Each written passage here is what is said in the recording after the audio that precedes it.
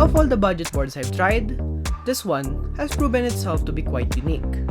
You can look at it as a Tom680 but with a better mounting solution, or maybe a cheaper alternative to the Keychron Q2 or Mod 008. Will this keyboard be worthy of your shopping cart on 1010? Let's find out!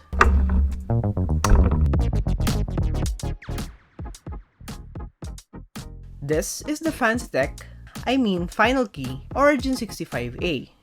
In the middle of my review process, they changed names to FinalKey.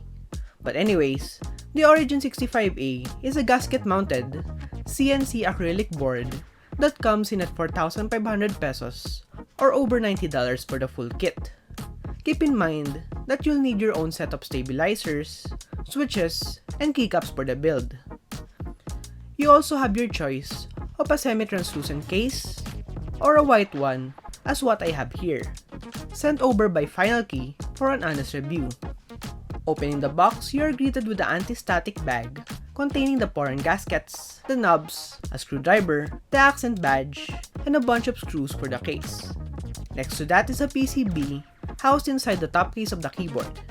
As you can see, it's south-facing with RGB planked on each key. There's also a daughter board on the back to reduce any strains on the port when it's being flexed. Next to that is the palm plate, which has flex cuts all over it, and this will surely help out the flex of the board. I find that with palm plates, you usually get a lower pitch sound relative to alu. Lastly, besides the plate and PE foam, we get the bottom case and the angled CNC feet underneath. As stated, this keyboard is quite unique, in the sense that rather being manufactured with an alu or plastic case, it's made out of CNC acrylic, a step towards better quality compared to stock acrylic. It's also only a 3-piece design, composing of the feet, bottom, and top case, so building this should be a breeze. The CNC quality is good overall. No marks are visible on the outside case, but the same can be said with the inner assembly. I'm glad that the CNC marks are only visible inside. Otherwise, it could have been seen on a daily use. This keyboard is thick, both with its bezels and its Z-height. It has a massive forehead on the front, as well as some thick bezels on each side, but surprisingly enough, it looks to have the same dimensions width-wise with my Tom680. The back is branded with the old fancy tech logo, though I'm not sure if it's real brass.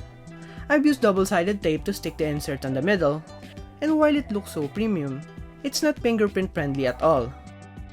On the front, we see the layout itself. It's an exploded 65% with the knob on the top right, perfect for those who want the arrow keys, some navigation keys, as well as volume control on the keyboard itself. Built, it's quite a heavy board, probably due to its thick acrylic. It didn't exhibit any creaks or weird sounds when I bent it, which shows how durable the acrylic is. It's also a fingerprint magnet, so keep your cleaning cloth near. The palm plate has the gasket cutouts for the mounting system. It also has tons of flex cuts on the alpas, which can A, help out the bounce of the board, while B, on the other hand, makes the board a little bit thinner sounding overall. The PCB is hot swap up to 5 pins, and it's south-facing, with QMK and BIA support. Keep in mind though, that you need to drag and drop the JSON file to be able to configure it in BIA. And lastly, you'll be needing screw-in stabs for this PCB, as it doesn't support plate mounts at all. The board also uses a gasket mounting system, now typical on entry-level boards because of its sheer popularity in the community, and it does flex quite a bit even with the plate foam on. Let's start building this. I'll be making 2 configurations for this board, one stock and modded. The stock one has the die-by linears and Yonky Wob keycaps. The modded ones has some lube KTT roses, PBTP bow, and 2 layers of tape mod inside the PCB. Both of them will have the PE and plate foam. I'll also be publishing a separate video without the foams and testing it out with other switches as well. So without further ado, let's start building.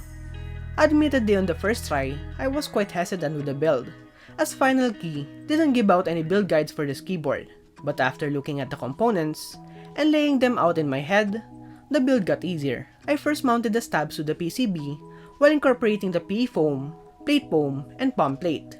I use die-bilinears as they are great stock and provide a deeper sound profile that is perfect for the palm plate. I then stick on the parent gaskets to the plate.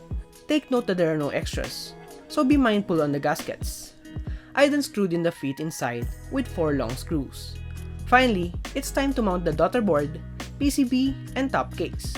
Keep in mind the JST cables as it might show up on the top case.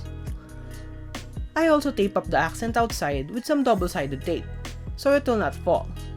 Lastly are the keycaps. For the first build, I used Yonky Wob keycaps, and here's how it sounded.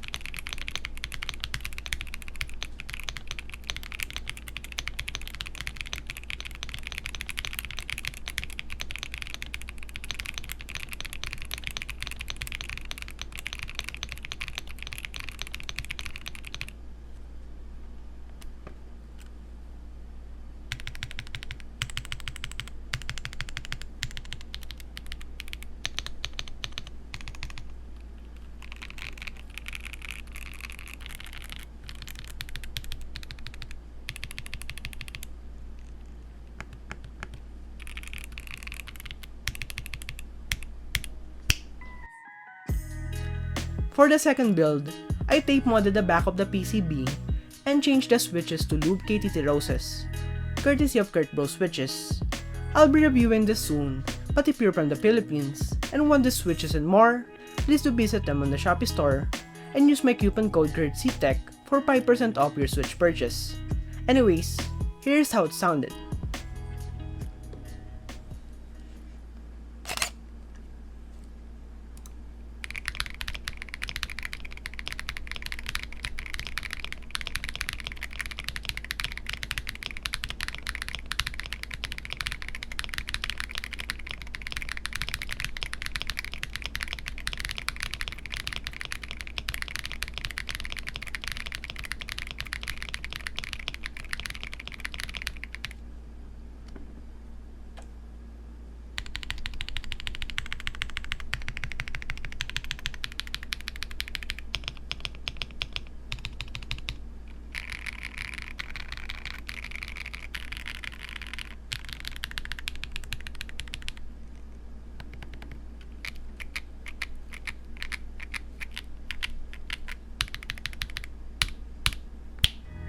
For its price, I think it's a great kit to get if you want to try out a CNC acrylic board with a nice sound profile even stock.